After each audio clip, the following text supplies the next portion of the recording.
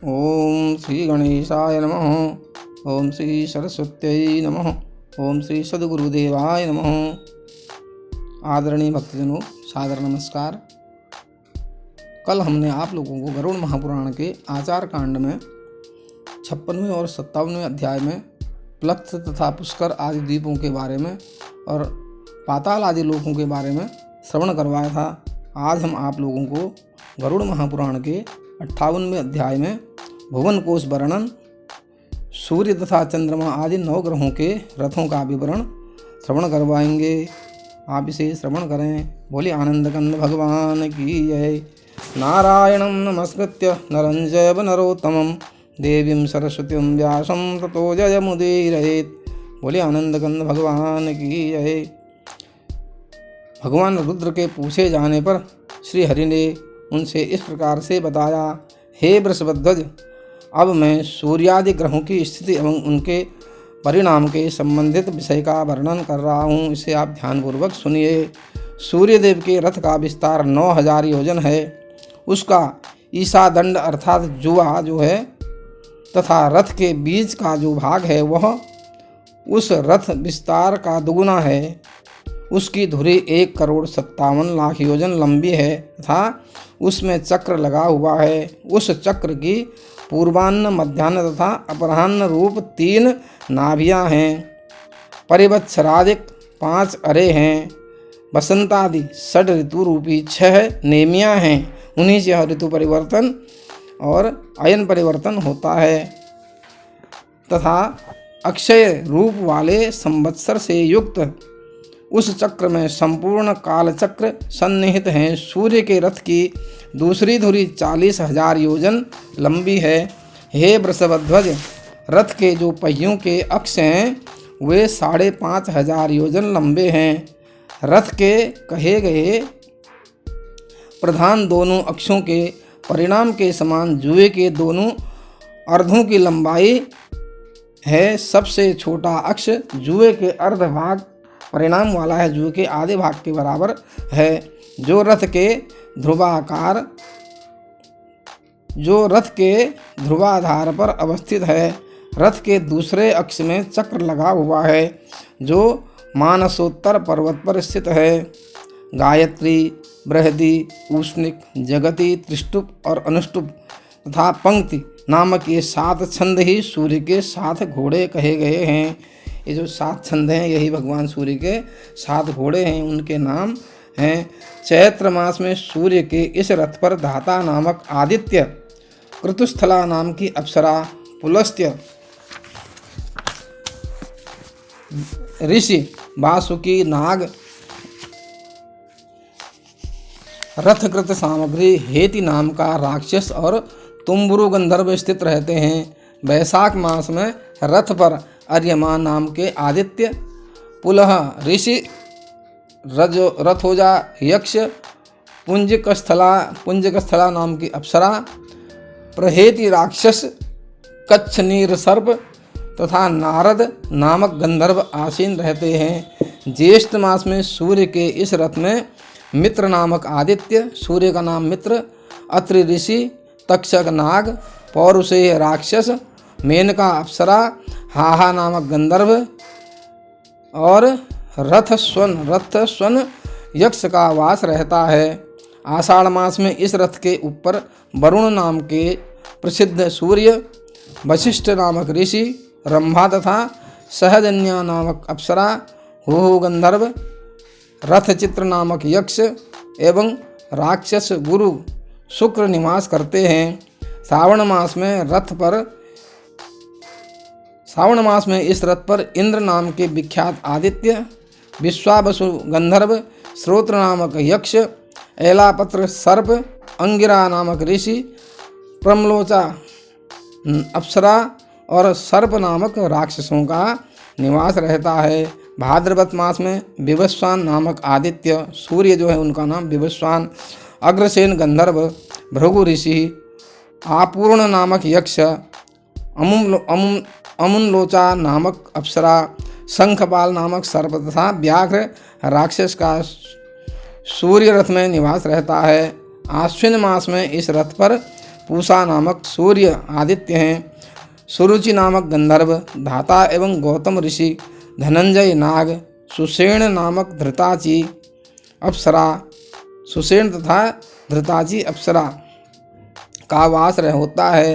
कार्तिक मास में पर्जन्य नामक आदित्य, विश्वावसु गंधर्व, भारद्वाज ऋषि, ऐरावत सर्प, विश्वासी अप्सरा, सेनजित यक्ष एवं आप नामक राक्षस का निवास उस रथ पर रहता है। मार्गशीर्ष मास में अंशु नामक आदित्य, कश्यप ऋषि, तार्क्ष महापद्म, नाग, उर्वशी अप्सरा, चित्रसेन गंधर्व और विद्युत नामक राक्षस उस रथ में संचरण करते हैं, उस रथ में विहार करते हैं। पौष मास में भर्ग नाम के आदित्य, भर्ग नामक सूर्य, क्रतु ऋषि, पूर्णायु गंधर्व, स्फूर्ज राक्षस, करकोटक नाग, अरिष्टनेमी यक्ष तथा पूर्वचित्ती नामक अप्सरा सूर्यमंडल में निवास करते हैं। माघ मास में त्वष्टा नामक सूर्य, जमदग्नि ऋषि, कंबल सर्प, तिलोत्तमा अप्सरा, ब्रह्मापेत राक्षस, ऋतजित यक्ष और धृतराष्ट्र नामक गंधर्व सूर्यमंडल में रहते हैं। फाल्गुन मास में विष्णु नामक आदित्य, अश्वतर सर्प, रंभा अप्सरा, सूर्यवर्चा गंधर्व, सत्यजित यक्ष, विश्वामित्र ऋषि और यज्ञापेत राक्षस का उस रथ में वास रहता है।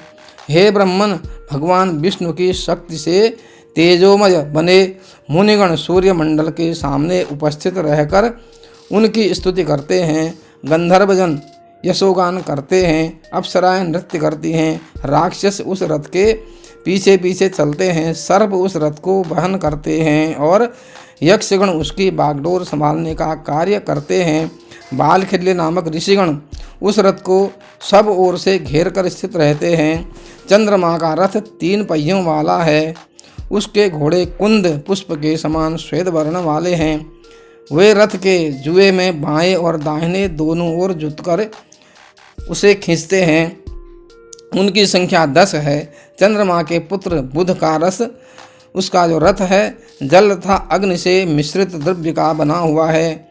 उसमें वायु के समान वेशशाली पिशंक, भूरे रंग को पिशंक, भूरे वर्ण के 8 घोड़े जुते रहते हैं। शुक्र का महान रथ सैन्य बल से युक्त अनुकर्ष रथ को सुदृढ़ बनाने के लिए संपन्न रथ के नीचे लगा काष्ठ विशेष लकड़ी से बना हुआ है। ऊंचे शिखर वाला, पृथ्वी पर उत्पन्न होने वाले घोड़ों से संयुक्त उपासंग तरकस तीर रखने का तथा ऊंची पताका से विभूषित है।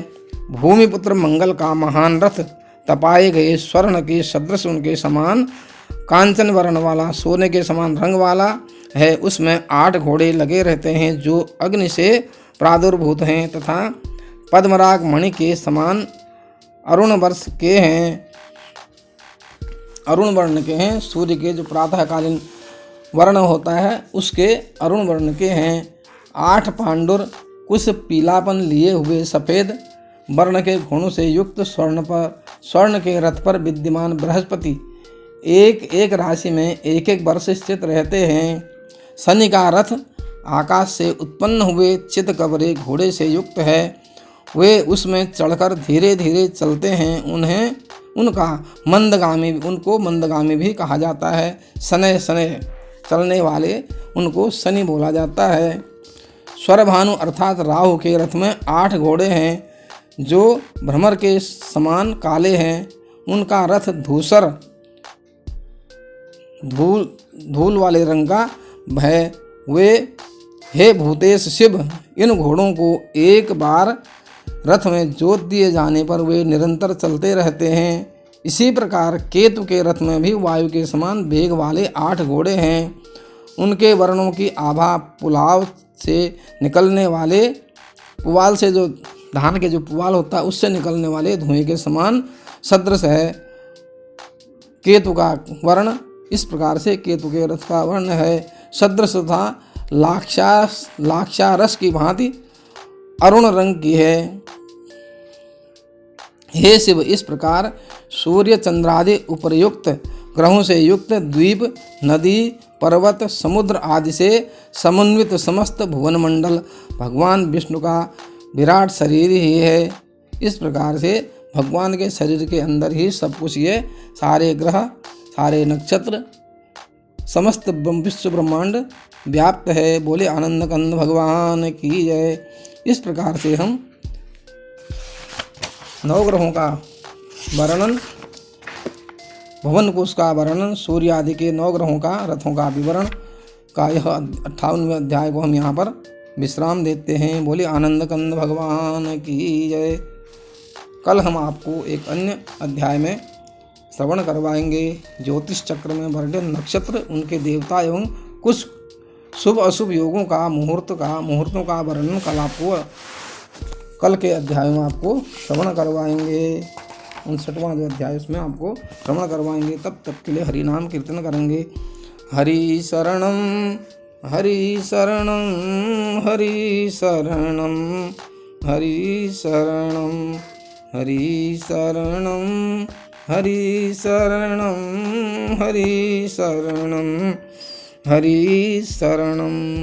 बोले आनंद कंद भगवान की जय।